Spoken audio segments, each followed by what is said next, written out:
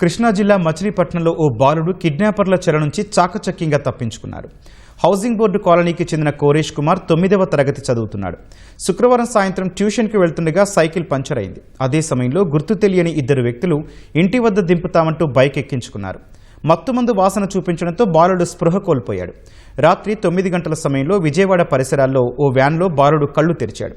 మత్తు వదలడంతో చాకచక్యంగా అక్కడి నుంచి పారిపోయి తల్లిదండ్రులకు ఫోన్ చేశాడు. విజయవాడ వెళ్లి బాలుడిని మచిలీపట్నం తీసుకొచ్చిన తల్లిదండ్రులు బాలుడికి మత్తు పూర్తిగా తగ్గకపోవడంతో మచిలీపట్నం ప్రభుత్వ ఆసుపత్రిలో చేర్పించారు. తల్లిదండ్రుల ఫిర్యాదుతో చిలకలపూడి పోలీసులు కేసు నమోదు చేశారు.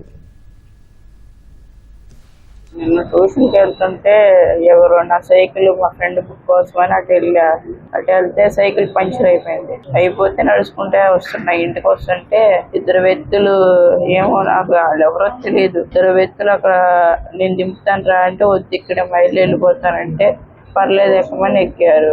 ఈలోపు ఏంటంటే సైకిల్ పడిపోయిందంటే ఈలోపు కషిప్ పెట్టారు. అక్కడి నుంచి నాకేం తెలియదు. మరి 9:30, 10 ఆ ప్రాంతంలో మెలకు వచ్చింది. తీరా చూస్తే నోటికి ప్లాస్టర్ ఉంది.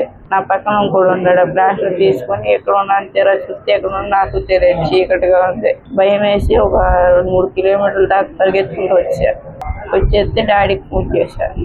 డాడీ వాళ్ళు వచ్చారు. నా పేరు చంటి అండి. మా బాబు పేరు కోరేష్ కుమార్ అండి. మా బాబు నిన్న సాయంత్రం 5 గంటలకు ట్యూషన్ కానీ వెళ్ళాడండి.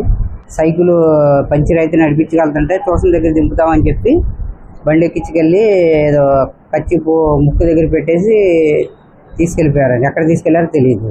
అది 9:30కే మాకు ఫోన్ వచ్చింది. మా బాబు ఏడుస్తా నేను ఎవరో తీసుకెళ్లారో విజయవాడలో హాస్పిటల్ దగ్గర ఉన్నానంటే ఎక్కడ ఏరియా అంటే ఏం చెప్పలేకపోతున్నాను. అక్కడ వేరే వాళ్ళ ఫోన్ అడిగి తీసుకున్నారు. ఆ ఫోన్ గల వాళ్ళకి ఫోన్ ఇవ్వు అని చెప్తే ఫోన్ వాళ్ళకి ఆయన మాట్లాడారండి. ఎక్కడ ఏంటంటే సరే బాబుని కొంచెం మీ దగ్గర ఉంచండి రిక్వెస్ట్గా చెప్పాము. బాబుని ఆయన దగ్గరే అట్టు పెట్టారు. మేము వెళ్ళి మా బంధువులు విజయవాడలో ఉంటే వాళ్ళు వచ్చి తీసుకెళ్ళి మేము వెళ్ళి మళ్ళీ తీసుకొచ్చేస్తాం.